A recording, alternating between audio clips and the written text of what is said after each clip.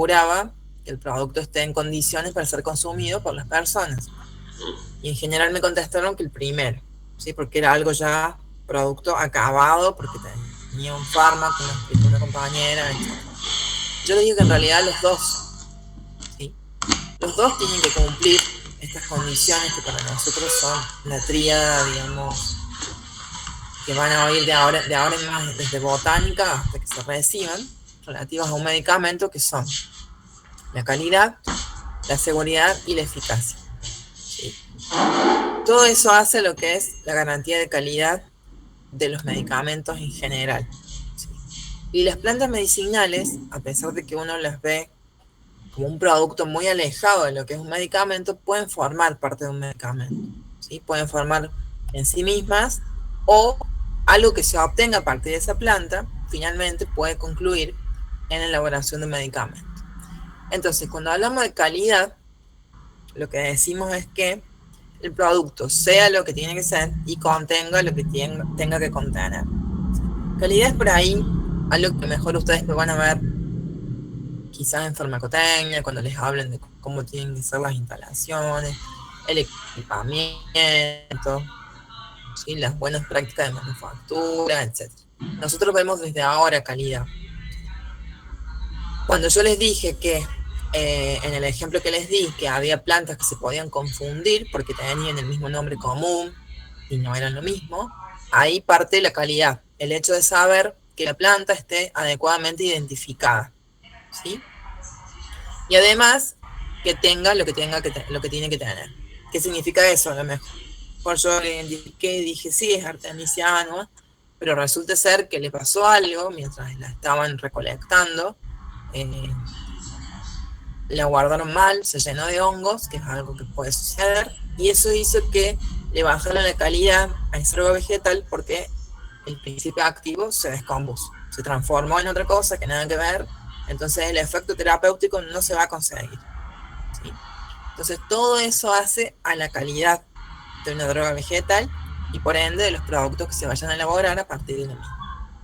Después hay otro término que para nosotros es muy importante, que habla de la seguridad, ¿sí? ¿Qué significa seguridad? Que si yo lo tomo, así como pasa con los medicamentos, que ustedes leen el prospecto y les dice, bueno, la dosis tiene que ser tal, tal miligramos, usted lo tiene que tomar cada 8 horas, en algunos casos el tratamiento es una semana y se acabó, ¿sí? No lo tiene que continuar tomando, etc. Entonces, si yo cumplo con lo que me dicen, que no me ocasione salud. Esto no incluye de que yo pueda tener un efecto secundario, que muchas veces está descrito en los prospectos. Sí, de lo que me está hablando es que en la posología correspondiente, ¿sí? Si yo tomo un té por día de la planta, o 2 té, uno de la mañana y otro de la noche, y no tomo 10 té por día, o le pongo cada rato el mate, no me va a pasar nada, ¿sí? No solamente habla de la posología, sino también, y relacionado a la calidad, de que yo no estoy tomando cualquier cosa que me vaya a provocar una intoxicación, ¿sí? Por eso es tan importante el tema de las dosis. ¿Cuánto tengo que tomar yo? Se le puede dar a niños, lo puede consumir un anciano, lo puede consumir una embarazada, etc. Y el final, que es la eficacia, eh, que cumple con ese fin terapéutico para el cual fue estudiado, diseñado, pensado esa indicación terapéutica, es lo que más nos interesa, ¿verdad? Cuando hablamos de productos de plantas medicinales y productos derivados, se habla de una eficacia razonable, ¿sí? Razonable es, en el sentido de que no es que tenga una eficacia baja o no sirva directamente, sino que normalmente lo que es, en relación a plantas medicinales, es decir, el producto que ustedes van a encontrar en la bolsita, se piensa que, está asociado a dolencias menores, ¿sí? Entonces una eficacia razonable que normalmente uno lo utilice para combatir dolencias menores que puedan ser, solucionadas mediante un autocuidado, que eso es algo de lo que habla también la Organización Mundial de la Salud, etcétera, ¿sí? Que me vaya a ocasionar o me vaya a redituar en un beneficio dentro de un margen de seguridad, y por eso se habla de eficacia razonable, ¿sí?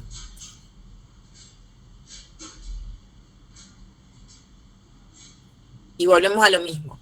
Con esos 3 pilares de la garantía de calidad, vamos a ver cómo se hace para controlar precisamente la calidad de esa droga vegetal. ¿Sí? ¿Cómo sé yo que es la artemisia y no es cualquier planta? Bueno, de hecho ustedes como farmacéuticos deberían estar preparados para reconocer las especies de interés medicinal. Entonces, dentro de lo que es calidad, que era el primer ítem, que está relacionado a la seguridad y eficacia, controles, ¿sí? El control botánico es lo que nos interesa hoy por hoy, porque estamos en botánica y estamos viendo plantas de interés farmacéutico. Y después cuando veamos farmacognosia vamos a hablar de otros 2 tipos de controles que un poco, lógicamente, están relacionados al botánico, pero que por ahora los vamos a definir y los vamos a reservar para más adelante. Si nosotros hablamos de control botánico, lo primero que tenemos que tener presente es que yo certifique como profesional que la especie es la correcta, ¿sí? Por eso habla de identificar a la especie con un nombre científico mediante el reconocimiento de los caracteres morfológicos, sería el control macroscópico, o histológicos o anatómicos, el control de calidad microscópico. Es decir, yo tengo que reconocer a la planta mediante sus caracteres macro, cómo es la hoja, cómo es la nervación, cómo es el pecíolo, cómo es el borde, tiene pelos, ¿sí? Cómo son los pelos, cómo es, puede también incluir acá caracteres organolépticos que se puedan, digamos, percibir dentro de un margen de seguridad. Por ejemplo, el olor tiene un olor muy característico, pungente. En algunos casos se permite también reconocer el sabor, si es seguro, si es un sabor amargo, dulce, etc. ¿Sí? Entonces, todos esos caracteres macro me permiten a mí reconocer si es la especie y por ende la droga vegetal correcta. Y después tengo los caracteres micro, ¿sí? Ya ahí tengo que hacer un corte, y observar al microscopio cómo se ven los tejidos, si se reconocen las células, las inclusiones, hay cristales, ¿sí? Mediante tinciones también me puedo ayudar a reconocer los diferentes caracteres de esos cortes y de esos tejidos, etc. Todo eso me va a ayudar a reconocer entonces si se trata de la planta correcta. Y en cuanto a los controles higiénicos y químicos, solamente diremos que el higiénico me va a hablar de que no hay contaminación. Muchas veces pasa durante la recolección de la planta, ya sea en cultivos o hábitat silvestre, se recogen otras especies, entonces ya van a ver que no pueden estar en demasiada cantidad, ¿sí? Se permite un porcentaje, pero no tiene que estar en exceso, que no tiene otro tipo de contaminación como pueden ser insectos, heces, plásticos, hilos que hayan venido también de la recolección, etc. Entonces, todo ese control higiénico que involucra también ausencia de hongos, determinación de cenizas, etc., me van a certificar que el material es apto para consumo humano. Imagínense que ustedes abren la bolsita o el saquito de té y encuentran un bicho, ¿sí? Bueno, ese material en sí no es apto para consumo humano, pero se pasó seguramente en el control. Entonces, por eso es importante que todo esto esté certificado por un profesional farmacéutico. Y por último, el control químico. El control químico me va a decir si están los principios activos que deben estar, ¿sí?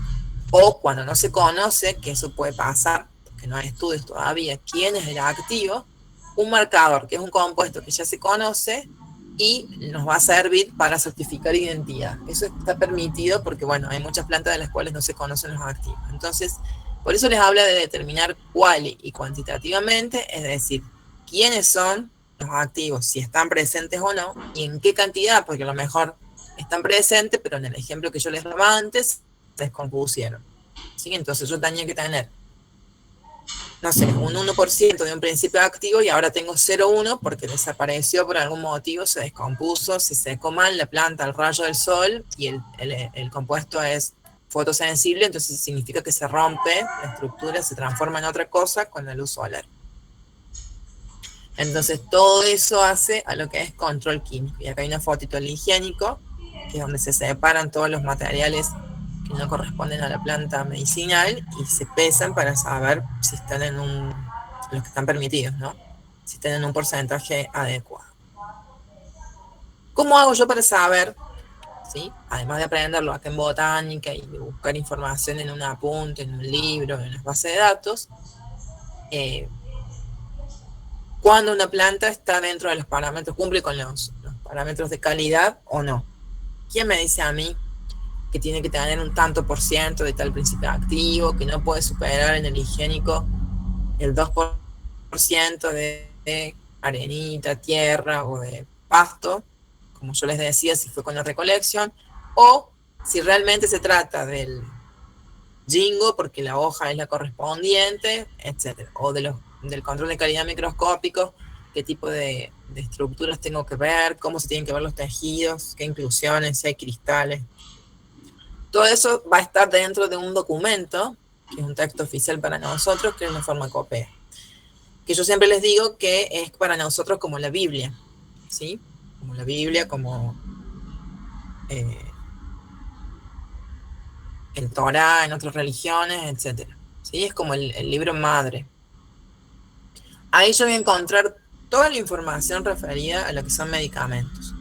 A medicamentos y procesos también, que se denominan oficiales, ¿sí? Es decir, voy a tener principios activos puros y sus características. Me van a decir, bueno, el ibuprofeno tiene que ser de tal color, en cristales, tiene que fundir a tal temperatura, etcétera. Si usted lo observa con cristalografía, le tienen que dar tales características, etcétera, etcétera. Los excipientes, que son los que van a acompañar el principio activo en el medicamento, ejemplo, el almidón tiene que ser de tal característica, etcétera. Y otros productos farmacéuticos, que también están incluidos, y van a describirse todas las especificaciones para que sean de calidad, ¿sí? Entonces, hay también en la farmacopea, que en este momento la que tenemos nosotros en la 7ª edición, yo voy a encontrar también características de drogas vegetales y procesos a realizar. Cómo tiene que ser un procedimiento para que sea correcto. Esa expresión oficial significa que se refiere a la farmacopea, ¿sí?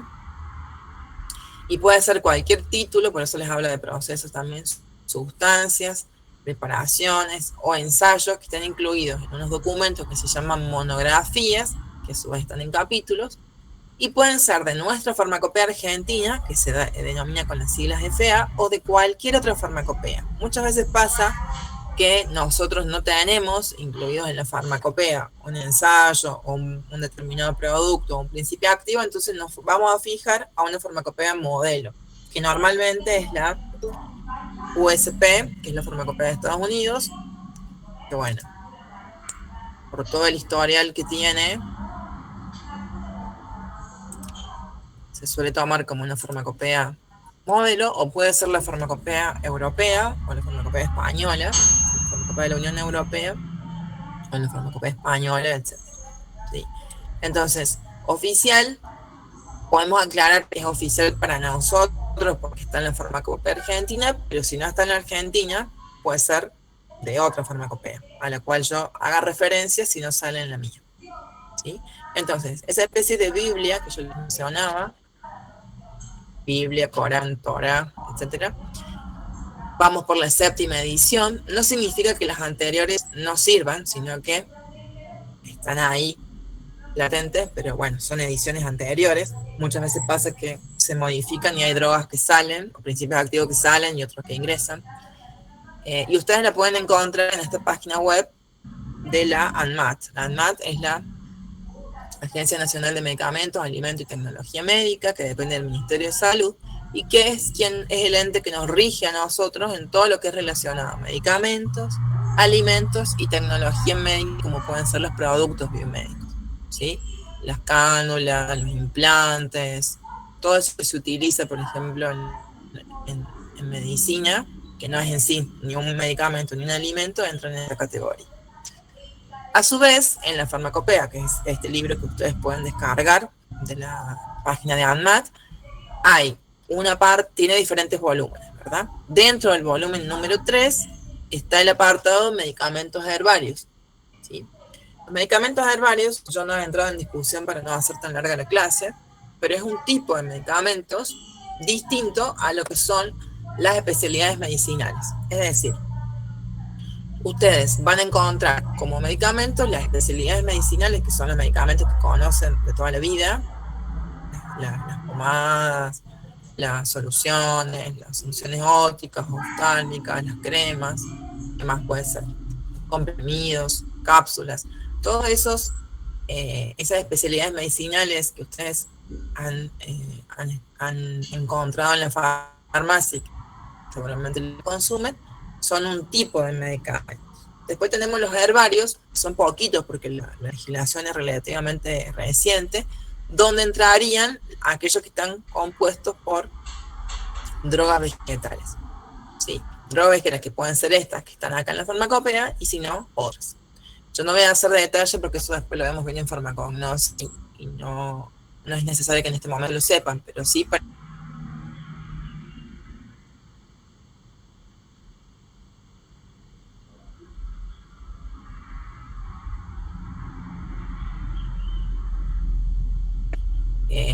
es reciente la legislación, entonces no hay muchos que hayan entrado todavía en esta categoría. Volviendo a lo que es farmacopea, entonces si nos vamos al volumen 3, tenemos lo que es el apartado de medicamentos herbarios, que tiene dos partes a su vez. Una parte que es general, que me va a decir a mí cómo tengo que realizar determinados procedimientos, por ejemplo, para obtención y control de calidad de grasas y aceites fijos, que también lo vamos a ver en farmacognosia, y otra parte que se llama métodos de farmacognosia, ¿sí? Dentro de la parte general. Y después tengo las monografías.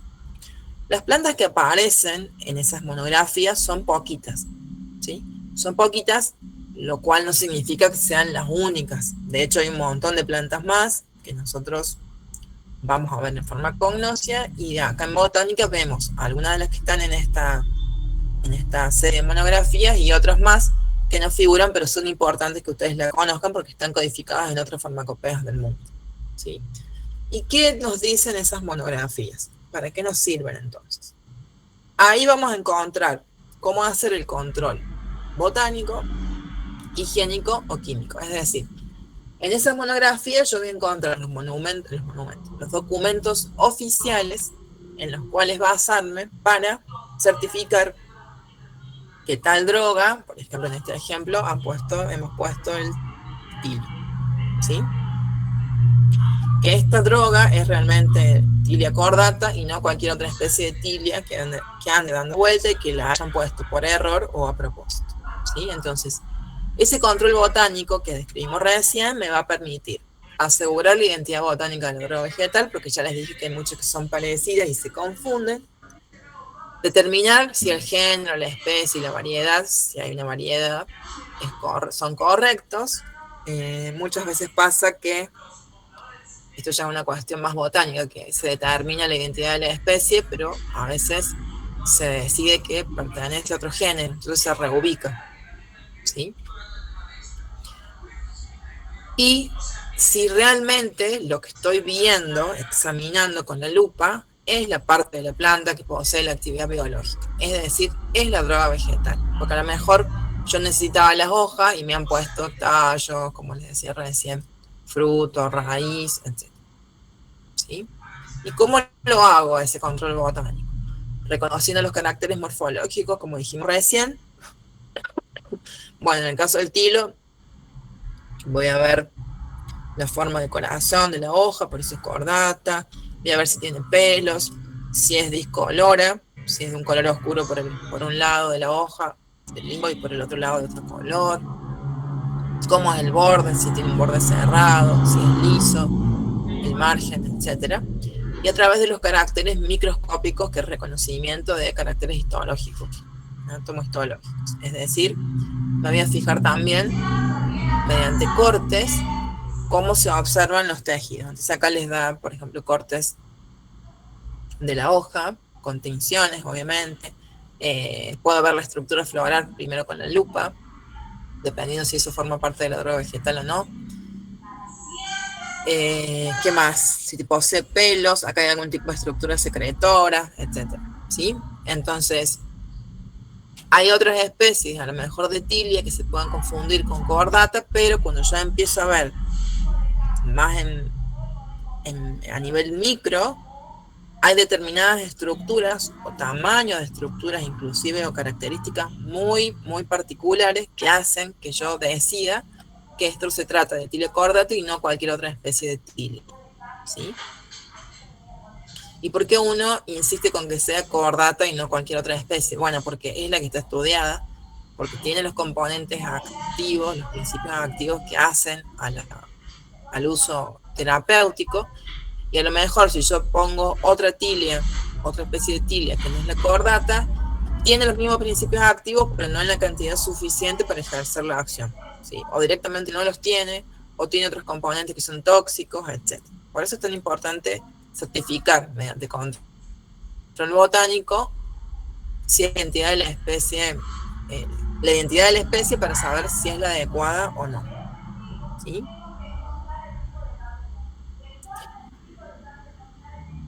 Para ir un poco más en detalle, ¿qué voy a ver a través del control macroscópico? Entonces los caracteres morfológicos, la forma, el tamaño, siguiendo con el ejemplo de las hojas, cómo es la superficie, cómo es la textura, cómo es la fractura, cómo se ve la superficie cortada, etc. Algunos caracteres organolépticos, que son características que dependen de la persona que las está percibiendo, un color, que en realidad siempre se describe, el olor y el sabor, si se permite, y después de hacer el control macro me voy a ir al control micro, que es fundamental. Es decir, yo puedo hacer toda la observación a nivel macroscópico y me parece que sí es Tilia cordata, pero tengo que ir al corte, ¿sí? Tengo que ir al corte porque a lo mejor es un detalle muy en particular, como por ejemplo los estomas. Hay muchos tipos de estomas que ustedes a lo mejor no han visto todos en la materia, pero se utilizan para medir o asignar identidad. Y por ende, esto es lo que me permite hacer la identificación inequívoca. Porque me puede parecer que a nivel macro está todo ok, pero cuando yo voy a hacer el corte, hago la tinción, me doy con que es otra cosa. Entonces, se hace con cortes y tinciones. Se observa también la droga en polvo, que es algo que está descrito, como veremos en la farmacopea. Se hace una obtención de disociados, y algo que es importante es determinar el índice de estomas, que es, bueno, con una fórmula que se hace en particular, y es lo que me permite también asociar esa característica con una especie en particular. Si nosotros vamos a las monografías, como por ejemplo la de anís, ¿sí? De anís, de Pimpinela anisum, en realidad ahora tiene otro nombre la especie porque ha sido reubicada, pero así figura farmacopea. Me dice que tiene que tener no menos del 2% de aceite esencial, que se calcula ese porcentaje sobre la droga vegetal seca, y que además tiene que reunir unas ciertas características para tratarse de anís fruto. Entonces, de partida, cuando yo hago el control, digo, tiene que ser Pimpinela anisum, y no cualquier otra pimpinela, porque hay varias especies. Y me voy a fijar ahora qué me dice el control macro. Bueno, me dice que el fruto es esquizocárpico, es de forma ovoide, y acá me da un dibujito para guiarme una lámina lineal, que es oblongo, que está comprimido, que termina en un estilo podio, el color, cómo es el tamaño de los dos metacarpos, que son las partes que componen el fruto, etc. Cómo es el carpóforo, que es lo que los une, que tiene costillas, que son esas estructuras que se ven a lo largo de los carpóforos, etc. De los mericarpos, quiere decir, etc. Y después de hacer el control macro, me voy al control micro. Entonces tengo que hacer un corte del fruto y me va a indicar ya las características más específicas. Entonces, ¿cómo se ve ese corte? Por eso acá les está mostrando. Acá les he puesto la referencia, ¿cierto? Cómo es la epidermis, si tiene tricomas. Acá les dice que tiene pelos cortos, no glandulares. ¿Sí? Después les habla de canales. Si es una aromática, porque tiene aceite esencial, tiene que tener algún tipo de estructura secretora, ¿sí? Entonces, que va a estar contenida seguramente en el fruto, porque el fruto ya les dice que tiene un olor agradable y aromático a netol, etc. Entonces, Todas esas características yo las voy a sacar del documento oficial que es la farmacopea y las voy a ir cotejando a medida que haga el análisis, ¿sí? Si cumple con todas estas descripciones, significa que estoy ante la presencia del fruto de anís, que es la droga vegetal. Porque puede pasar que a mí me lo vendan, supónganse que yo soy una empresa que me dedico a hacer, ya sea a empaquetar y vender o a usar la droga vegetal para elaborar después una herbal. A lo mejor yo no la cultivo y me dicen, bueno, te vendo tantas toneladas de esta droga vegetal a anís. Y me venden otra cosa que es muy parecida. Bueno, yo tengo que certificar, o la persona que me vende la droga vegetal me tiene que certificar mediante un informe elaborado por un profesional que realmente se trata de la droga vegetal adecuada y no cualquier otra. ¿Sí? Bueno, ¿cómo vamos hasta ahí? Bien, profe. Todavía no empezó la parte específica, ¿eh?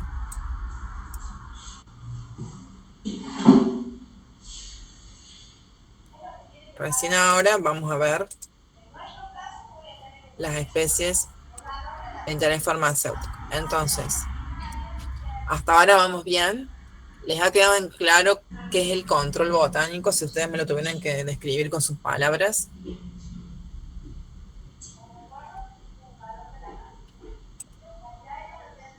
Sí, profe.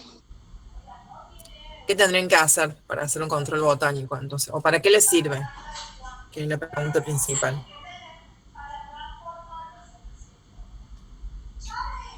Para ver si la planta está apta, digamos, o sea, si es que contiene el sitio activo o el fármaco que nosotros estamos buscando. Consta, digamos, de una revisión Ujú. de la planta. Bueno, y lo van a encontrar, esa información sobre cómo certificar que es la especie adecuada y que la droga vegetal es apta, la van a encontrar, en nuestro caso, en la farmacopea. Y si no está en la farmacopea argentina, lo pueden encontrar en otra farmacopea del mundo que sirva como modelo para hacer ese control. ¿Sí? Eh, Vamos a hacer un cortecito de 5 minutos para que se despejen un poco y ahora vamos a empezar con las especies. ¿Sí? Acá es como un poco, se vuelve un poco, si bien cada especie tiene su particularidad, un poco eh, más rutinario porque tenemos que ir describiendo cómo es la especie a nivel macro y en algunos casos a nivel micro, ¿sí? Cuando es de importancia o está en nuestra farmacopea. Así que yo les aconsejo que presten especial atención y si necesitan despejarse ahora lo hagan en 5 minutitos y después volvemos, ¿sí? Bueno, profe.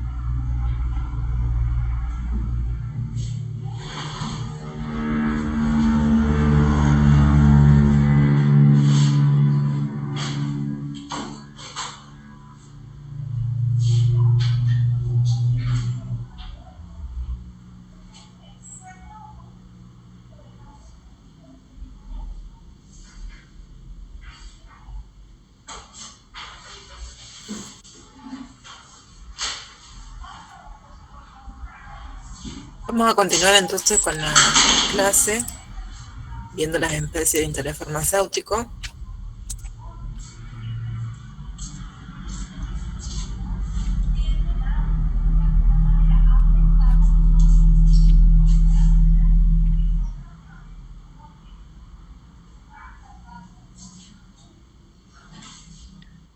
Y de esas especies, como les decía, vamos a ver una buena parte de las que están en nuestra farmacopea argentina y otras que por ahí se usan en medicina tradicional o están presentes en otras farmacopeas del mundo que se puedan tomar como modelo para nosotros, los farmacéuticos que hacemos los controles, ¿sí? Entonces tenemos 3 especies. No vamos a ver todas hoy para que no sea demasiado, primero que no nos va a alcanzar el tiempo y segundo que no sea demasiado larga la clase y ustedes puedan asimilar mejor los contenidos, ¿sí?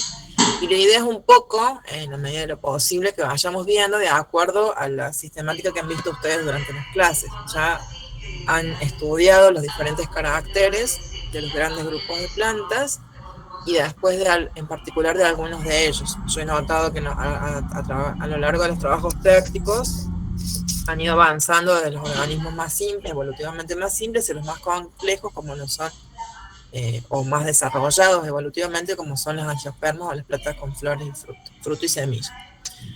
Bueno, la primera que vamos a ver, y la idea es que un poco ustedes me comenten lo que han visto en los prácticos, porque en algunos casos ya han hecho observaciones de estas especies. Lo primero que vamos a ver es, dentro de helechos, el orden Equisetalis, familia Equisetaceae, a la cola de caballo, ¿sí? Que también está incluida, o puede estar incluida, Equisetum arvense, según la farmacopea de la cual se trata. Nosotros en este caso vamos a estudiar Equisetum giganteum, que también se conoce como cola de caballo, y es un ejemplo de 2 especies que tienen el mismo nombre común, ¿sí? Que a lo mejor comparten ciertas características morfoanatómicas, pero que tienen, obviamente, si se trata de 2 especies distintas, cada una su particularidad. Tropicales o templadas, en algunos casos encontramos arvense, que creo que esto estuvieron observando el otro día, y pueden ser plantas muy altas. En el caso de la giganteum también es una planta nativa que puede llegar a medir hasta 5 metros de largo, ¿sí? Esos tallos que han observado son tallos erguidos o pueden ser decumbentes, de acuerdo a la forma, es como que se recostaran sobre el piso y después se yerguen. Y son tallos cilíndricos, huecos, con esas especies de fístulas o líneas que ustedes están observando ahí. Y la característica principal es que son clorofílicos, ¿sí? Porque en este caso, como veremos, tienen hojas muy pequeñitas o microfílicas que han perdido la función fotosintetizante, y acá quien realiza la fotosíntesis, se encarga de esa función, es el tallo, ¿sí? De color verde grisáceo. Al tacto son tallos ásperos, tienen mucha sílice, además de sílice tienen otras sales, como vamos a ver después cuando hablemos de los usos, y tienen estas carenas o estrías, ¿sí? Entonces, como el tallo es lo que se usa con fines terapéuticos, normalmente en medicina tradicional, nosotros tenemos que conocer muy bien cuáles son sus características, ¿sí? Disculpe. Bueno, y después yo vi que ustedes estuvieron observando esto en los trabajos prácticos. ¿Me puede decir alguien de qué se trata? Acá tenemos entonces la planta entera, y después la parte que nos interesa como la droga vegetal, que vendrían a ser los tallos, los cuales describimos con esas características, que son huecos, de que tienen esas estrías, que son muy ásperos, que contienen sílice, y que las hojitas son chiquitas, por eso son microfílicas, mientras que el tallo es quien realiza la función fotosintética, fotosintetizante, por eso es que lo vamos a encontrar de un color verde. ¿Qué pueden decir acerca de la estructura esta que está mostrada a la derecha? Que es la parte fértil. La parte fértil, ¿y cómo se llama? No me sale el nombre, profe. ¿Pero puedo hablar de flor? No, no es una flor. Muy bien. ¿Quién está hablando? Porque no las veo en la pantalla. Yo, profe Dalila. Muy bien, Dalila. ¿Por qué no puedo hablar de flores en este caso?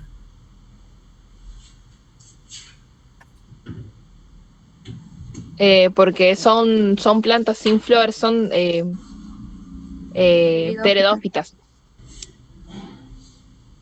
Sí, nosotros los vemos. En realidad ahora la clasificación es helechos y licófitas, dentro de los cuales entran los equisetos. Sí, capaz que ustedes han visto otro tipo de clasificación, pero está bien. No tienen flores como estructuras reproductivas, sino que tienen estas estructuras que ¿cómo se llamaban? ¿No se acuerdan? Estróbilo, ¿puede ser, profe? Estróbilos, muy bien. Entonces, yo no voy, cuando ustedes, yo veía que pedían material para los herbarios, o que se intercambiaban material para los herbarios, eh, claro, no van a encontrar flor y fruto porque si bien eso no les va a impedir herborizar, ¿verdad? Porque tienen otras características que les permiten reconocerlas, de hecho. No van a encontrar flor y fruto porque no tienen, ¿sí? Son plantas más antiguas evolutivamente, entonces tienen otros mecanismos para reproducción, ¿sí? Tienen estos estróbilos, ¿sí? Donde acá hay un detalle de lo que estábamos viendo en la foto recién, es decir, esta fotito se corresponde con este dibujo lineal, y esta sería la parte de los tallos que veíamos antes, ¿sí? Y acá surge del principal, surgen los demás. Y acá estarían descritas las hojas microfílicas que les mencionábamos recién. Son muy pequeñas, que no fotosintetizan, son pecias de escamas, por eso les llaman escuamiformes, y se disponen en forma de verticilos, ¿sí? En forma de vaina, formando esa especie de anillo, ¿sí? Esa especie de anillo alrededor del tallo. Espera que me dé un ataque de tos.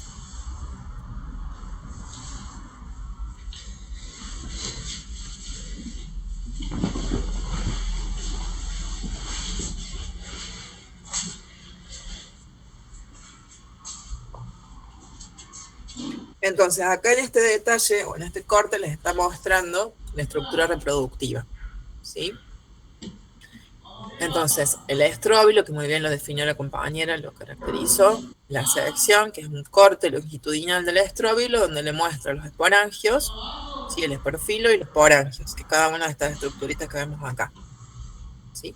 El esporangioforo, que es la estructura que es todo esto, que porta los esporangios, espeltado, y tiene ese esporangioforo porta de 6 a 8 esporangios con forma de saco, ¿sí? Y en los esporangios están las esporas, esas esporas que son isosporias porque tienen función bisexual, es decir, tienen ambos sexos, que son de coloración parda, que son esféricas, y tienen estos eláteres, que son esta especie de cintas, ¿sí? Estos eláteres enrollados, perdón, que son estructuras, los eláteres son estructuras que pueden captar agua, son células que pueden captar agua, y que les van a permitir, como son higroscópicos, la dispersión de las mismas. Son plantas, como veíamos recién, que crecen en zonas cercanas al agua. Entonces, por eso, acuérdense ustedes siempre, que eso se los tienen que haber explicado, pero cómo fue el tema de la salida de las plantas desde el hábitat acuático y cómo fueron pasando, ganando terreno, valga la redundancia, en zonas terrestres, fueron adaptándose, ¿sí? Fueron dejando de depender del agua para la reproducción. Entonces, como estamos acá hablando de bueno, ustedes lo vieron como pteridófitas, estamos hablando de un equiseto que está dentro de lo que son helechos y licófitas, en realidad, todavía depende un poco del agua para dispersión. Entonces, por eso es que tiene estas estructuras que se llaman eláteres, que están encintadas, que son higroscópicas, es decir, captan agua, y eso les va a permitir después dispersar las esporas, que es donde está el material para la reproducción, y que le va a permitir a la especie después persistir, ¿sí? Reproducirse y seguir persistiendo. Entonces, muy bien. Ustedes, para reconocerlas, no van a tener flores y frutos, pero si tengo este estróbilo, si yo hiciera un corte, puedo observar, no sé si ustedes alcanzaron a hacer corte o vieron la estructura completa. Vimos la estructura completa, profe. Bien, no abrieron y observaron por dentro. Bueno, si ustedes hubieran hecho el corte, o si les interesa después cortar en algún momento y ver si es factible, van a encontrar todo esto adentro del estróbilo, ¿sí? Esta parte, que sería el esporangioforo, con cada uno de los esporangios, que pueden llegar a ser hasta 8, que son los que van a tener las esporas. ¿Sí? Las esporas, que es el material que les va a servir para reproducirse.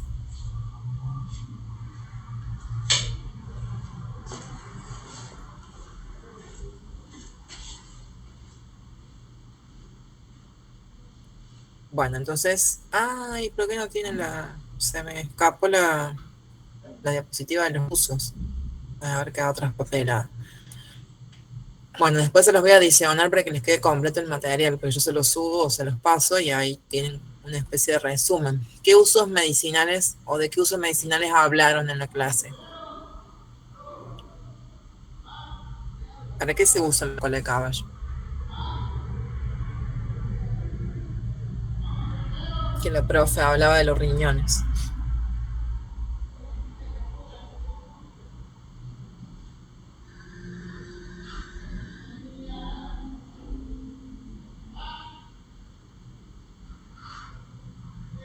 Sí, para trastornos generales de los riñones, profe. Claro, se usa como diurético, ¿sí? Los componentes que tienen, que ya vamos a ver que son diversos, porque tiene, además de muchas sales, tiene también algunos flavonoides, contribuirían a la acción diurética, ¿sí? Y como tiene acción diurética, que es el uso que más se conoce en medicina tradicional, hay que tener cuidado cuando hay gente, uno de los primeros consejos que ustedes tienen que aprender, indagar en qué otros medicamentos está tomando la gente. Porque para ella está tomando un diurético, una especialidad medicinal, y le va a sumar cola de caballo, porque bueno, le aconsejaron, porque alguien le dijo que era muy bueno. Entonces, ahí hay que tener cuidado, y eso también después nosotros lo vemos más adelante, en la interacción que pueda tener un té que está hecho a base de una droga vegetal con el medicamento que la persona ya está consumiendo. Pero lo que se busca es ese efecto diurético, por los componentes que tienen, que entre otros es, además de muchas sales, porque tienen muchas sales de potasio, tiene ciertos flavonoides, que son los que contribuirían a la acción diurética, ¿sí? Entonces, vamos desde las plantas más simples evolutivamente y comenzamos con la cola de caballo. ¿Cómo tendría que hacer yo para reconocerla? ¿Cómo harían ustedes para armar el herbario? Ustedes ya vieron, por suerte, observaron las características de los tallos, bueno, vieron arbences, me parece, pero observaron las características de los tallos, vieron que no tiene hojitas, tiene estas hojitas chiquititas, escuamiformes, y después observaron la estructura reproductiva, ¿sí? Entonces, amén de que hayan visto la arbense y no la giganteum, ya saben cómo tienen que ser esas estructuras y la pueden herborizar, y ese herbario les puede servir inclusive para hacer una identificación, si ustedes tienen un material a futuro, porque en realidad así trabajan quienes hacen identificación. Van al museo botánico y piden ver el ejemplar, les sacan fotos y demás, que eso es gratuito, o a lo mejor arman un herbario como ustedes hicieron ahora para los prácticos. Supónganse que están en una empresa que trabaja con plantas medicinales. Arman los herbarios, tienen el farmacéutico que es el DT, o la farmacéutica, y ese herbario lo tienen, obviamente certificado por un profesional, lo tienen guardado y ven, lo sacan, y cuando tengan que hacer una comparación porque quieren certificar que la droga está bien identificada, sacan ese herbario modelo y lo analizan. Y además tienen cortes.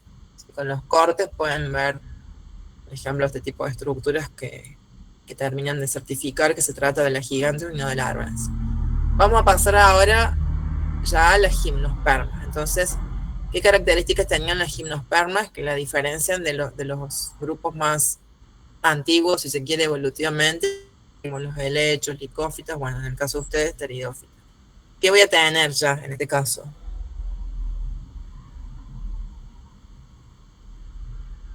Gimnospermas, los dos grandes grupos son gimnospermas y angiospermas. ¿Qué diferencian un grupo de otro?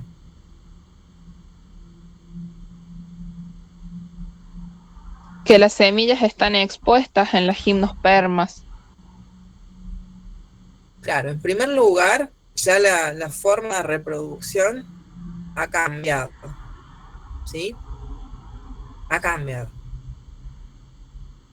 Entonces, como bien dijo Daniela, yo voy a encontrar semillas. Recién no hablamos de semillas. Fíjense que yo les hablé, y ustedes ya sabían, de esporas, ¿sí? De esporas que se van a dispersar y van a alcanzar, digamos, su fin para después generar otro individuo, su lugar fin. Ahora, la evolución lo que hizo fue, o la estrategia de la evolución, lo que hizo fue generar estructuras reproductivas que fuesen mejores, ¿sí?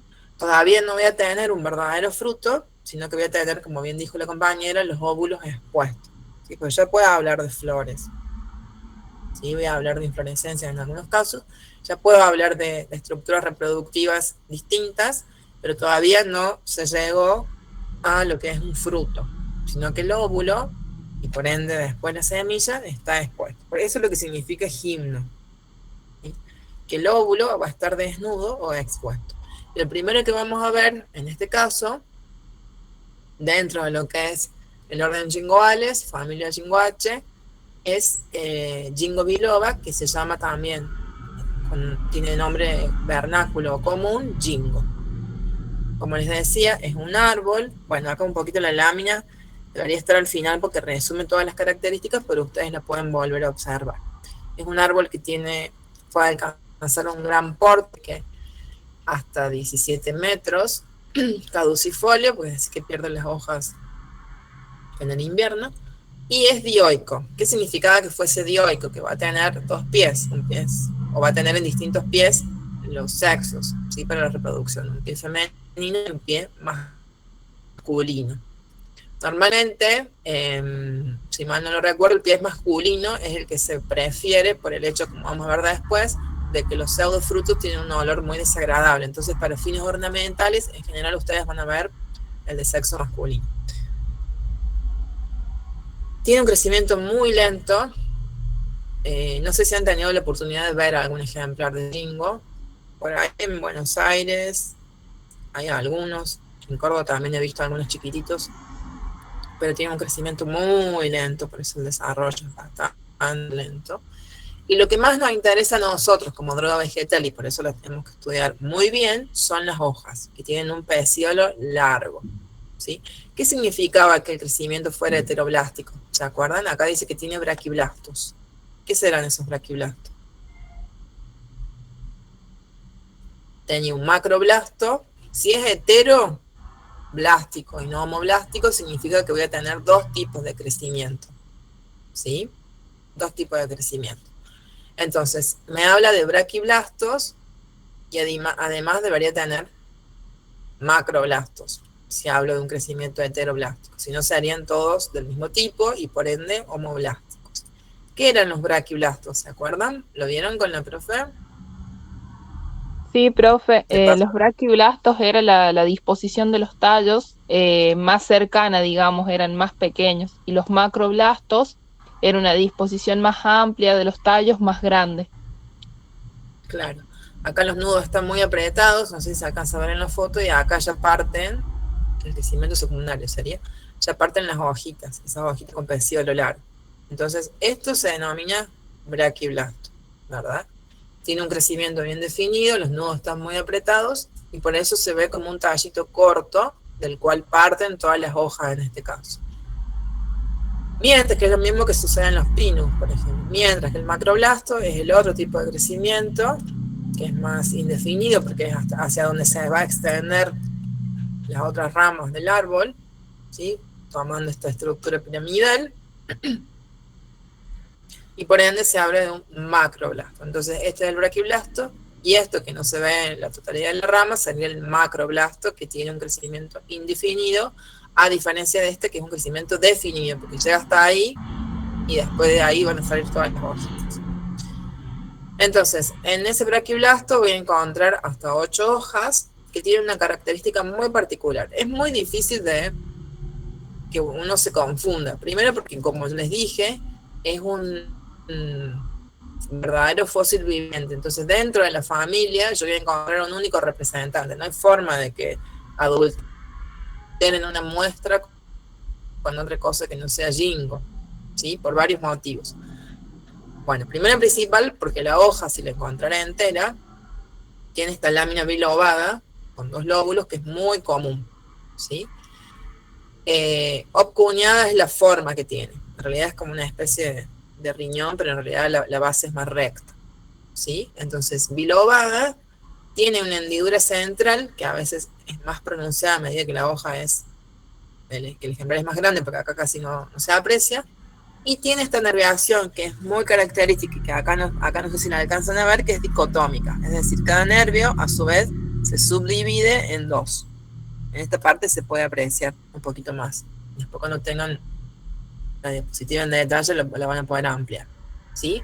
Entonces, si de repente yo tengo una muestra que está muy trozada, no voy a salvar el largo pecíolo, los 2 lóbulos, etcétera, pero sí voy a observar la nervadura, la nerviación dicotómica y la apariencia, ¿sí? Esa apariencia arrugada, apergaminada, que se lo da precisamente la nerviación. Y una superficie que es prácticamente glabra, es decir, que no tiene un aspecto, digamos, al tacto que me permite reconocer que haya tricomas. Bueno, como dijimos, a ver si esta es la lámina, permítame un cosito. Bien. Como dijimos, es una especie dioica, es decir, que va a tener en distintos pies las estructuras reproductivas masculinas de las femeninas, ¿sí?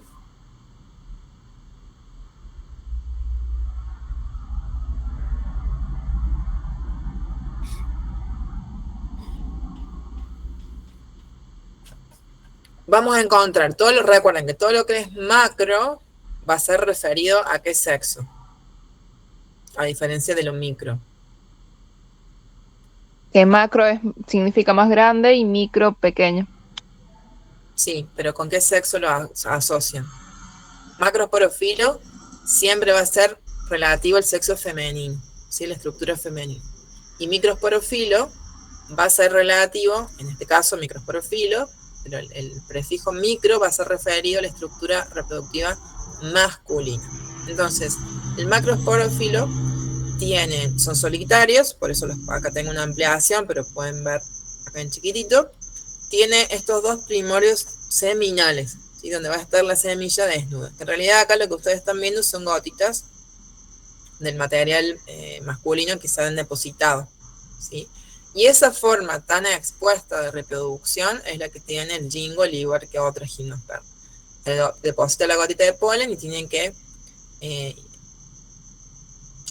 digamos, que ocurrir la fecundación de esa manera tan expuesta, ¿sí? Por eso se habla de que los óvulos están desnudos, están expuestos en esos 2 primordios seminales. Y por el otro lado voy a tener el microsporofilo, que tiene esa estructura parecida a un amento, a una inflorescencia de tipo amento, por eso les dice amentiforme, solo un eje péndulo. Acá no se puede, no sé si en la otra foto se apreciaba, no.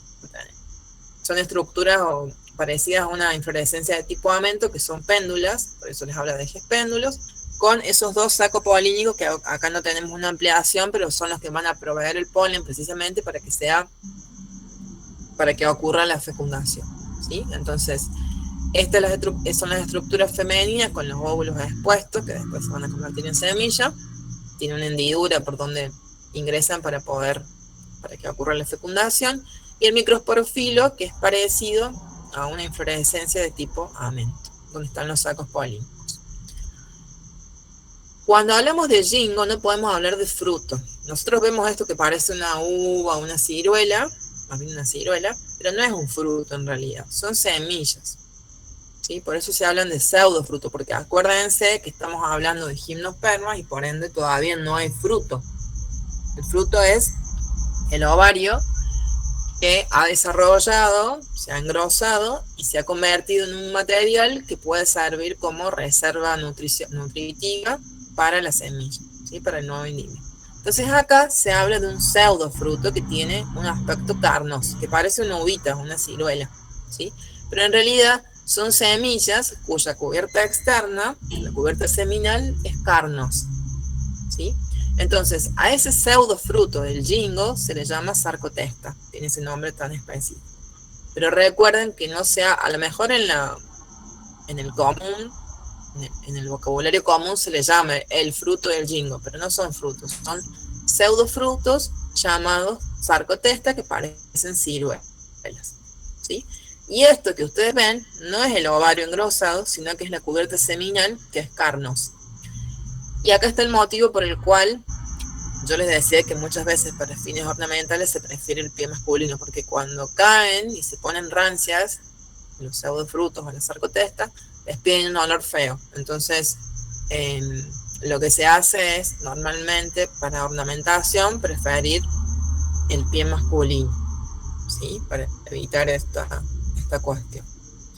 ¿Qué es lo que contiene el jingo como principios activos? Bueno, es un típico ejemplo de una planta que no posee un único grupo de principios activos y dentro de cada grupo un único principio activo, sino que tiene varios. Tenemos dos grandes grupos. Cuando veamos farmacognosia vamos a estudiar, existe un grupo que son los flavonoides, que son polifenoles, porque tienen muchos sustituyentes hidroxilos y núcleos aromáticos, y otro que son los grupos de los terpenos, que seguramente ustedes ya los han estudiado. Dentro de ellos posee sesquiterpenos, que significa que tienen 15 carbonos, y diterpenos, que significa que tienen 20 carbonos en su estructura. Por un lado tenemos los flavonoides. Entonces, a su vez, los flavonoides, no es importante que esta división ustedes la sepan ahora, son de diferentes tipos. Acá pueden encontrar flavonoles, flavonas, de acuerdo a la sustitución de este anillo, flavonoles o flavones, y también biflavonas, que son dímeros, ¿sí? Pero los más característicos son los terpenos, ya sea los biloválidos o los gingólidos, ¿sí? Y reciben ese nombre precisamente por la especie, porque se encontraron o se descubrieron en esta especie. Lo que sucede aquí es que tanto los gingólidos, los biloválidos, como los flavonoides contribuyen a la acción, porque los flavonoides tienen una acción antioxidante, como vamos a estudiar, pueden contribuir al uso que tienen como tónico venoso, que es lo que se describe acá, mientras que los biloválidos y también los gingólidos tienen otras acciones como antiagregantes, ¿sí? Entonces, lo que se espera es que contribuyan ambos grupos de sustancias o de principios activos a la acción y por ende a los usos, y por eso es que nosotros tenemos que mencionar que se tienen que acordar ustedes que tenemos flavonoides y que tenemos unos terpenos medio raros que se llaman biloválidos en un caso y gingólidos en el otro. Nada más. Todo esto de los porcentajes y demás es información extra. ¿Y para qué se usa? Principalmente se usa para mejorar las funciones cardiovasculares, sobre todo a nivel cerebral. Por ejemplo, cuando hay personas que han sufrido lo que se conoce como un stroke, que es un accidente cerebrovascular, que suele, si quedan secuelas, suele derivar en lo que es una demencia, pero no una demencia de tipo Alzheimer, sino una demencia producto de ese accidente cerebrovascular, de ese trastorno que hubo a nivel cerebral relacionado con el flujo sanguíneo. Entonces, en esos casos, para mejorar, como le dice acá, la circulación, la oxigenación del cerebro, se suele dar como una terapia que se llama coadyuvante, acompañando a otro medicamento. Y tiene otros usos, por eso les habla de que es antiagregante, que impide que se formen trombos u obstrucciones dentro de lo que es el sistema circulatorio, o también para las extremidades, por eso les habla de tónico venoso, porque los flavonoides tienen una probada acción en todo lo que es varices, flebitis, etc. Entonces, ambos componentes están contribuyendo a esa acción, que es principalmente a mejorar las funciones cardiovasculares, sobre todo a nivel central, a nivel del cerebro.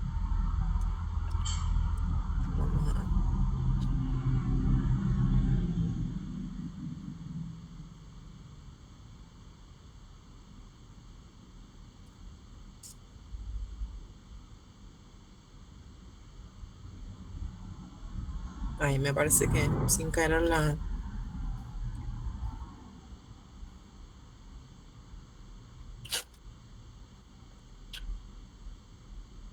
Lo rechacé. Bueno, vamos de nuevo.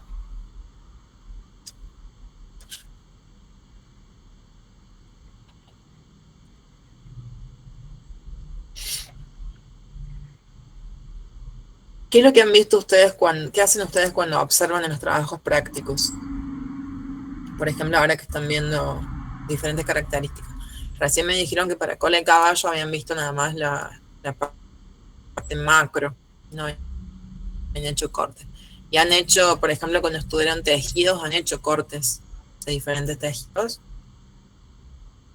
Sí, profe, de todo hicimos corte, menos de este último TP, de cuando vimos cola de caballo y los demás. Y esos cortes son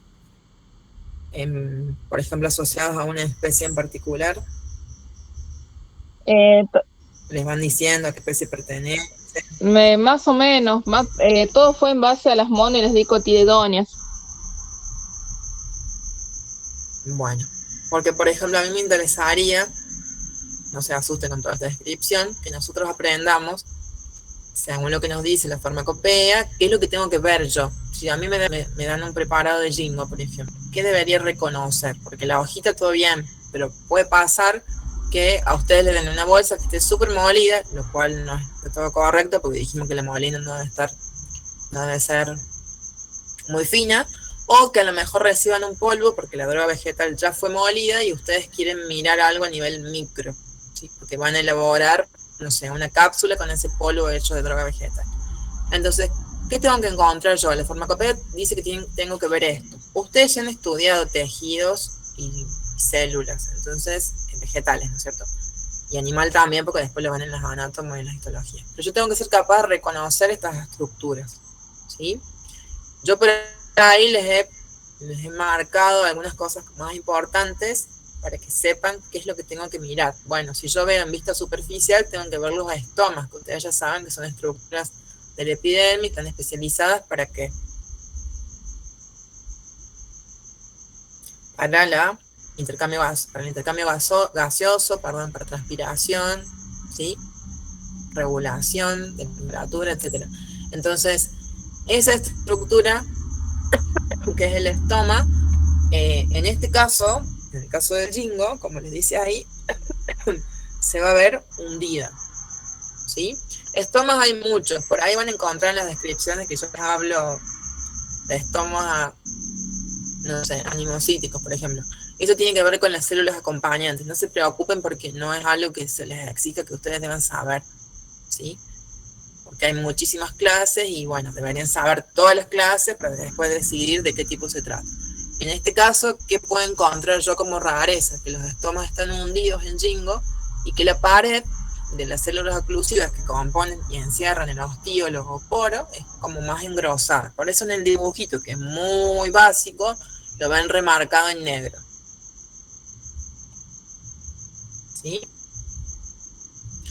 Ahora, si yo hago un corte transversal, ¿sí? Un corte transversal de la hoja, me voy a encontrar con esto. También los dibujos son muy simples porque, bueno, los hacen los expertos que están en las comisiones de farmacopea y son diseños básicos como para que uno sepa qué tiene que ver. Después uno puede buscar en las bases de datos y ver recortes verdaderos, que es por ahí más divertido que ver el dibujo en blanco y negro. Me habla de una estructura dorsiventral.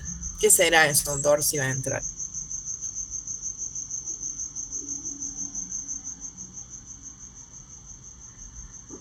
¿Se acuerdan? Bueno, acá me vuelve a decir que en la epidermis abaxial voy a encontrar los estomas hundidos en la epidermis de abajo. Hipoestomática significa que la epidermis va a estar en la epidermis abaxial, voy a encontrar los estomas estos de los cuales hablábamos recién, ¿sí?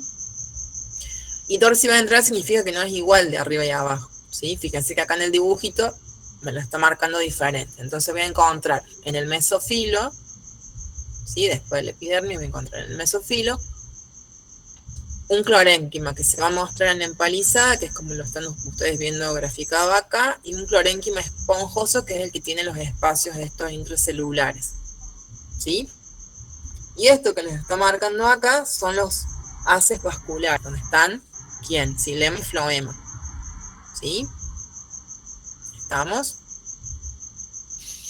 Y además el clorénquima, la empalizada y el esponjoso, dentro de lo que es parénquima, van a encontrar estas cavidades, que son estructuras secretoras, que se llaman cavidades esquizógenas.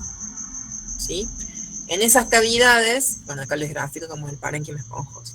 En esas cavidades, lo que se vierte son secreciones. Normalmente en esas secreciones pueden estar los principios activos que biosintetiza la planta. Normalmente ocurre eso, sobre todo, por ejemplo, en cavidades esquizógenas como las del pinus, ahí vierten la esencia que tenemos en pinus. En este caso también, ahí vean, se van a verter las secreciones que contienen componentes químicos. Y además de eso, otra característica particular es que pueden encontrar estas cristales de oxalato de calcio que están dibujados acá en modos de estrella, ¿sí?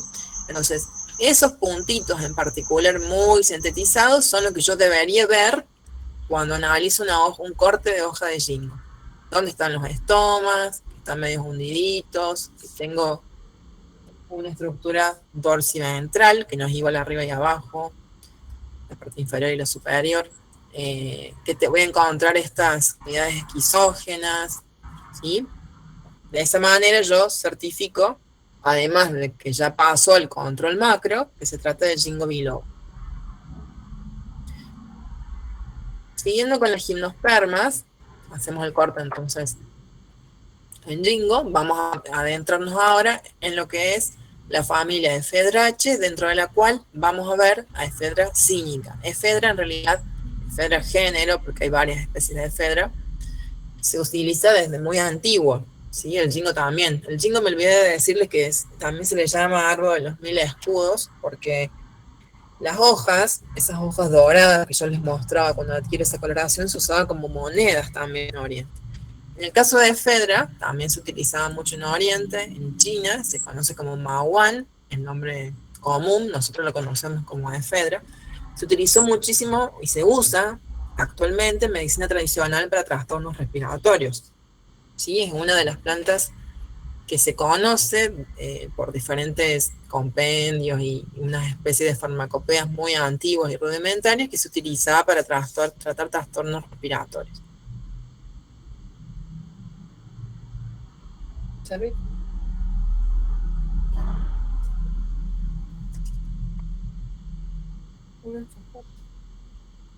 Y las galletitas por el juego. Entonces tenemos, en primer lugar, lo que vamos a hacer, como para, tanto para obtención de derivados, como para especies que por ahí son autóctonas. Regálale una galletita, algo de canela. Sí, es.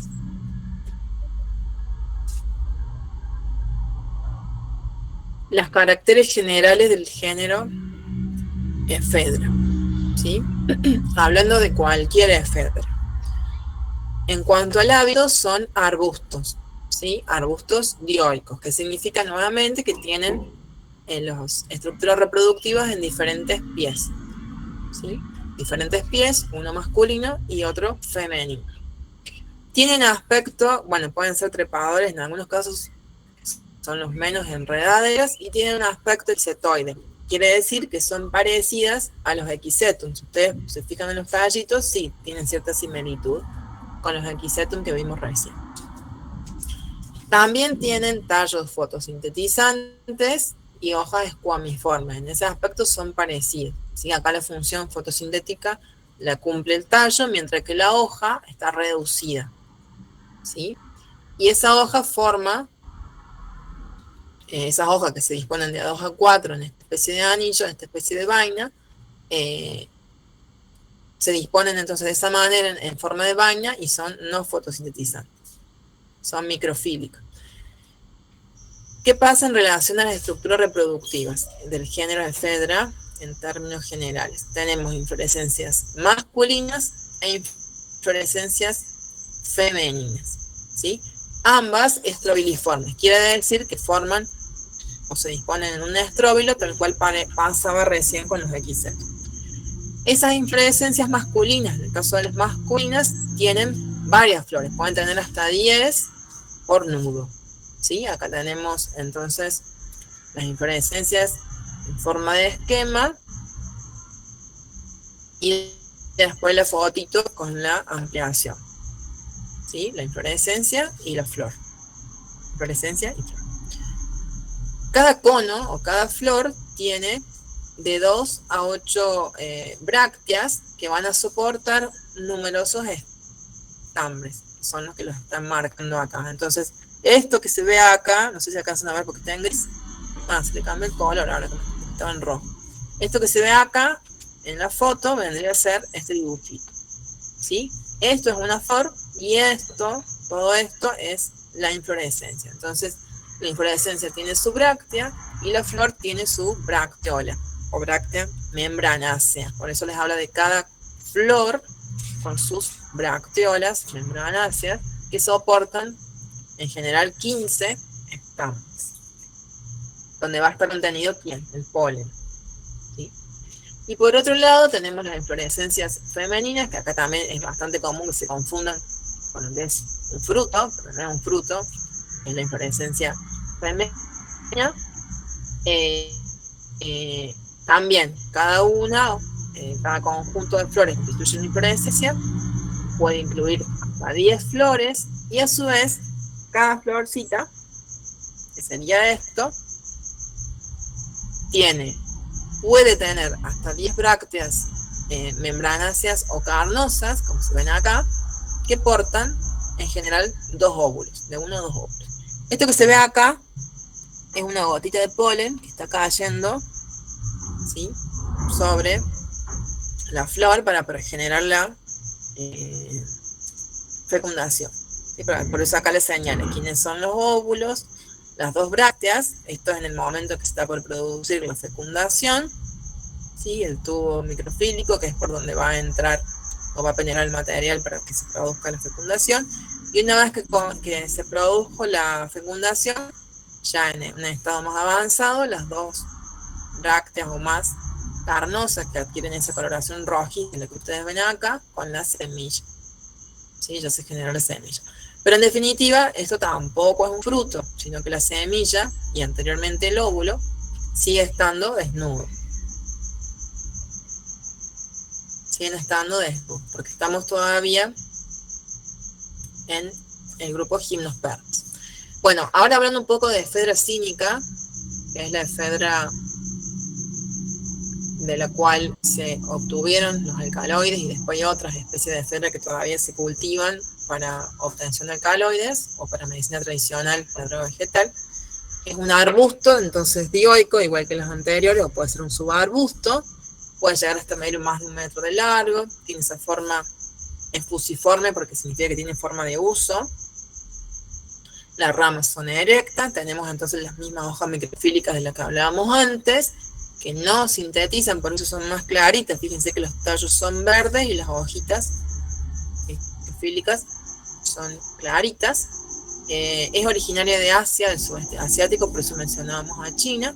Y tenemos las inflorescencias masculinas y femeninas. Ahora voy un poco más rápido porque ya describimos caracteres generales. Las inflorescencias masculinas son espigas, las flores, bueno, poco vistosas, es un tanto subjetivo, porque en realidad también es por el tamaño, pueden pasar un poco más desapercibidas.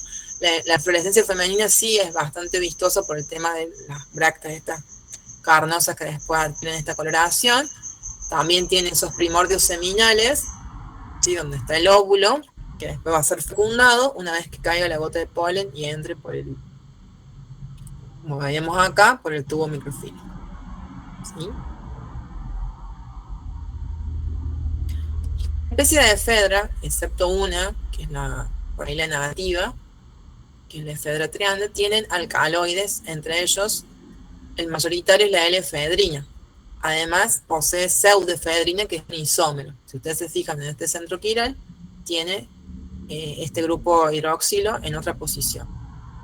Ambos son muy parecidos a adrenalina, que es un neurotransmisor que nosotros tenemos en nuestro sistema nervioso, que es el que provoca ciertas acciones. Entonces lo que va a emular efedrina y pseudoefedrina, que tiene menos potencia, son las acciones de este neurotransmisor. Y por eso nos genera todos estos efectos, ¿sí? Y se les da estos usos. Como les decía, efedra también se usa en China como tal, la droga vegetal, pero acá está en lo que se conoce como un listado de drogas que no pueden ser incluidas para elaboración de medicamentos. Sí, los principios activos, como por ejemplo la pseudoefedrina, pero en China todavía se usa la droga vegetal para tratar asma, para cierto tipo de trastornos como alergia, etc. Antes, a la L-efedrina se la utilizaba, era común encontrarlas en productos como descongestión nasal, ¿sí? En muchos antitusígenos, en broncodilatadores, antigripales, etc. Fue con el tema del uso indebido que se le daba, ya sea para obtención de sustancias usadas como sustancias de abuso, o para, por ejemplo, los casos de los deportistas que lo usaban como, que después resultaban tener un doping positivo, porque lo usaban para incrementar sus capacidades en las distintas competencias deportivas, se retiró, ¿sí? Principalmente porque se usaba como un material para purificar la sustancia y después usarla con fines indebidos. Entonces, es muy restringido el uso de la L-efedrina como parte de una especialidad medicinal, ¿no? Simplemente se utiliza bajo determinadas circunstancias, las cuales están muy bien reguladas, de uso hospitalario, no así la pseudoefedrina, que puede formar parte de algunos medicamentos, pero siempre en combinación con otros principios, nunca sola. Eso también lo vamos a ver en farmacología. Y tiene varios efectos secundarios, entre los cuales la efedrina, ¿no? Se produce un aumento de la presión, puede haber dolor de cabeza, palpitaciones, nerviosismo, ¿sí? Como tiene este efecto broncodilatador y otros efectos, se utilizaba entonces con esos fines ilícitos, y por eso que fue restringida a cierto marco, a ciertos usos muy, muy específicos.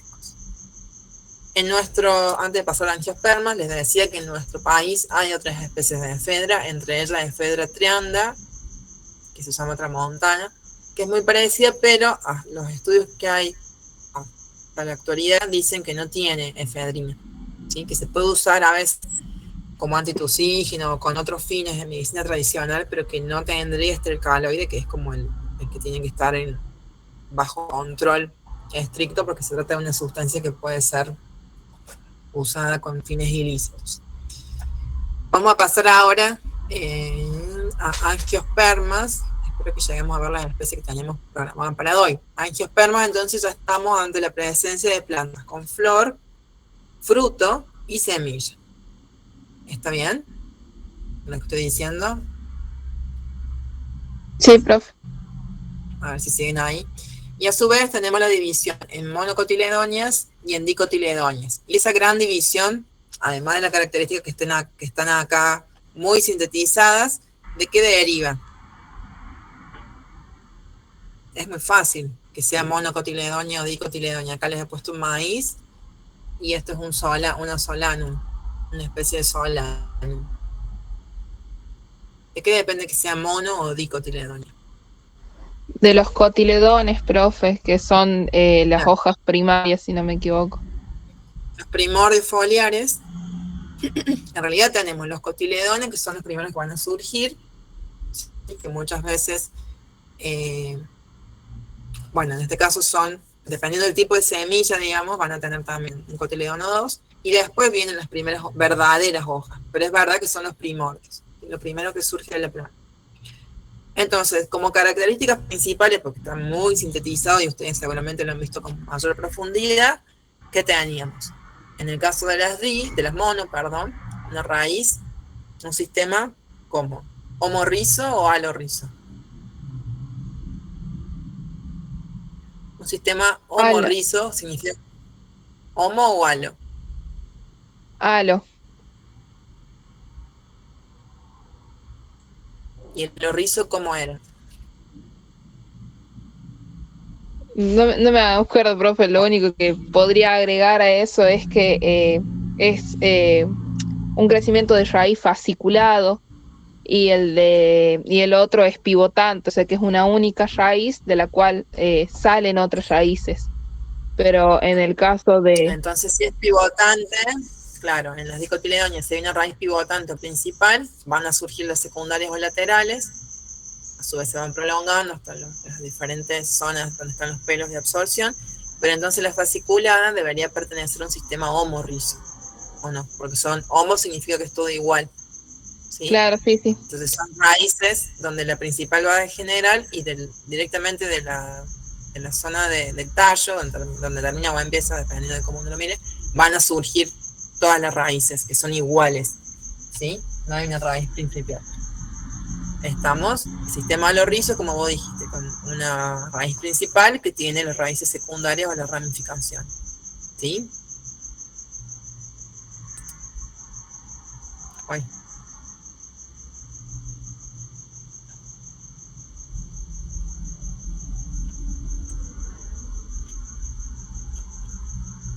¿Qué otra característica podemos mencionar? La nerviación, en el caso de las monocotiledóneas son hojas paralinervadas, ¿sí? Con nervaduras paralelas, normalmente tienen una vaina que envuelve el tallo, mientras que las otras son retinervadas, depende del tipo de nerviación de la cual se trate. Bueno, hay diferentes tipos, pero normalmente son retinervadas, ¿sí? Pueden ser con pecíolo o no, pero eso dependerá también de la familia, del género y de la especie. Y después la cantidad en cuanto a las estructuras reproductivas, de cómo son los verticilos, ¿sí? Los verticilos estériles, este 4. En este caso, en el caso de monocotiledóneas, en general se disponen ¿cómo les está diciendo? De 3 o 6, o puede ser inclusive 9, que es más raro, pétalos, ¿sí? Mientras que acá voy a encontrar en múltiplos de ¿cuánto? De 2 o de 5, ¿sí? Esas son a grandes rasgos, además de lo que ustedes me han dicho, que es el tema de los cotiledones, que por eso se diferencian una y otra, las características principales que podemos mencionar de estos dos grandes grupos de angiospermas. Y vamos a empezar con monocotiledóneas, dentro de la familia Aphidelaceae, con el aloe vera, que en realidad vamos a ver más de una especie de aloe, porque tenemos que también discriminar entre uno y otro. ¿Dónde cambiarte? Para que vas a buscar la vida. Bueno, ustedes al aloe vera seguramente lo conocen, porque es una planta cuyo uso está muy difundido, sobre todo en cuestiones de trastornos dérmicos, pero nosotros tenemos que describirlos para ver si lo que estamos viendo en realidad es aloe vera o es otra especie de aloe, ¿sí? Son plantas, lo principal que ustedes reconocen es que son suculentas. ¿Qué significa que sean suculentas? Además de perenne, con esa forma rosetada que tienen las hojas, acaulescente, que parecen algunos, no, en este caso no. Estas se disponen en forma rosetada y pueden llegar a medir hasta 3 metros, ¿sí? Son plantas que son grandes, no son chiquitas. Pueden ser chiquitas, pero después alcanzan una altura que es bastante considerable dependiendo de la variedad, ¿sí? Entonces, ¿qué significa que sea suculenta? Que es una suculenta de esas que a ustedes les gusta tener en las macetitas y que se reproducen tan fácil y son tan fáciles de cuidar.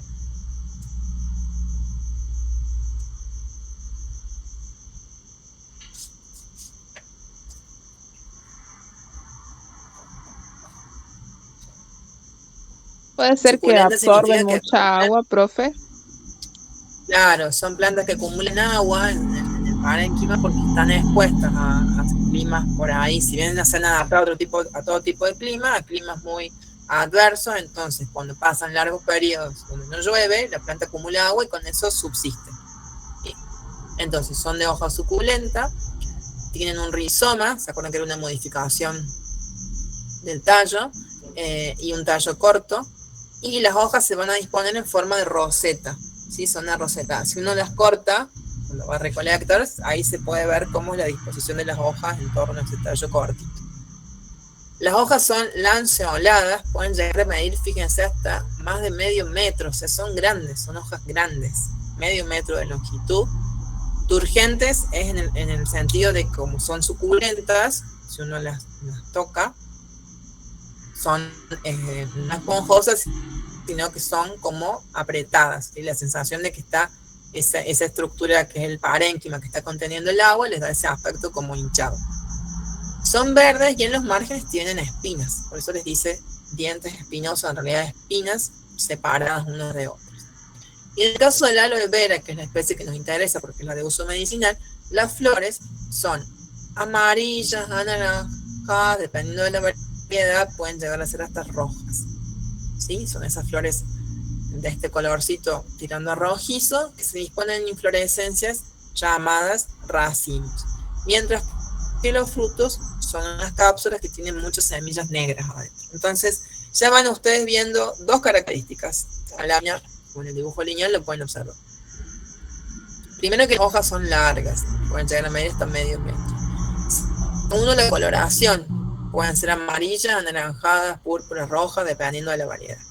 Bueno, y por último los frutos, que por ahí son bastante comunes para una especie de aloe de otra, pero ya tenemos dos características que nos van a llamar la atención, además de que suculentas son todas.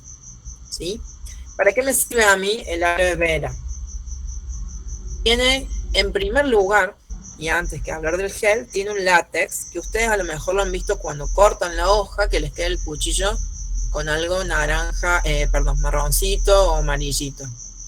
Ese látex que brota de una estructura que ya vamos a ver, tiene propiedades purgantes, o laxantes o catárticas, porque tiene unos principios activos que se llaman antraquinonas.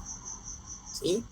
Entonces, ese aloe medicinal, del cual se saca el látex y después otra parte, que es el gel, se extrae de varias especies, como vamos a ver en una definición de droga vegetal, entre ellas aloe vera, que es sinónimo de aloe barbadensis.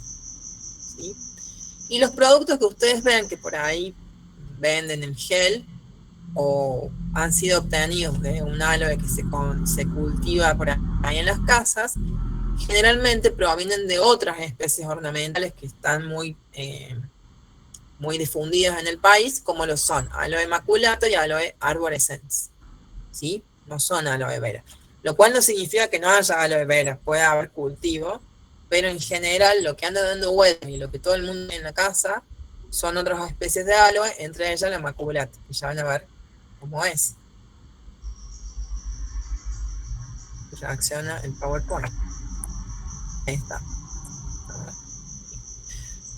Entonces, el aloe vera, que es la que está codificada como tal, tiene, por un lado, el gel, ese gel mucilaginoso, que tiene, es producto de que el parénquima acumule mucha cantidad de agua, ¿sí? Y que acumula también muchos polisacáridos, que son los que tienen, los polisacáridos son estructuras macro, ¿sí? Macromoléculas que tienen la capacidad de captar agua y que van a estar en ese tejido que se llama parénquima dentro de la hojita, y por eso es una hoja suculenta.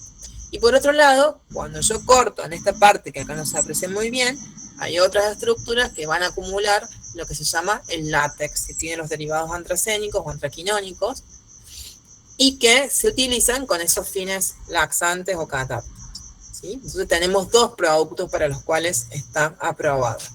Si hablamos de la parte del látex, vamos a encontrar entonces, simplemente para que ustedes conozcan, unas antraquinonas, que pueden ser laxantes o purgantes catárticos. Catárticos, chicos, es el purgante drástico.